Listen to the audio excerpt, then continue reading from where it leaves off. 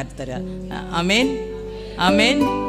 வானத்தின் பலகணிகளை திறந்து இடம் கொள்ளாமற் போகும் மட்டும் ஆசீர்வதிக்கும் அபிஷேகம் தான். அது நீளமாக சொன்னான், வேண்டாம், நேரடியாக ஆசீர்வதிக்கும் அபிஷேகம். இப்போ அதான் நம்ம பார்த்தோம்ல, இந்த இப்போ செய்தியை கேட்டோம்ல, கடைசி காலத்தில் அந்த பாட்டிலை காட்டி பேசும்போது மேலேயும் தண்ணி கீழேயும் தண்ணி, நடுவில் தான் என்ன இருக்குது, வானம். ஆண்டவர் பார்த்தாரு, அங்கேயும் இங்கேயும் தண்ணியாக வச்சுக்கிட்டு இருக்க வேண்டாம்னு சொல்லி நோவா காலத்தில் அவர் எச்சரித்து பார்த்தார் மக்களை. நோவா மூலமாக அநேக ஆண்டுகள் அவர் பேசியிருக்கிறார். ஆனாலும் மக்கள் அது செவி கொடுக்குற மாதிரி இல்லை. பிறகு யார் செவி கொடுத்தாங்களோ அந்த ஒரு குடும்பத்தை பாதுகாத்தார். அவர்களுக்கு வானத்தின் ஆசீர்வாதத்தை நிறைய என்ன செஞ்சார், பலகணியை திறந்து கொடுத்து அந்த நோவா குடும்பத்தை மட்டும் சேஃப்டி பண்ணிவிட்டு மற்ற எல்லாரையும் என்ன செஞ்சுட்டாரு, அழித்துட்டார்.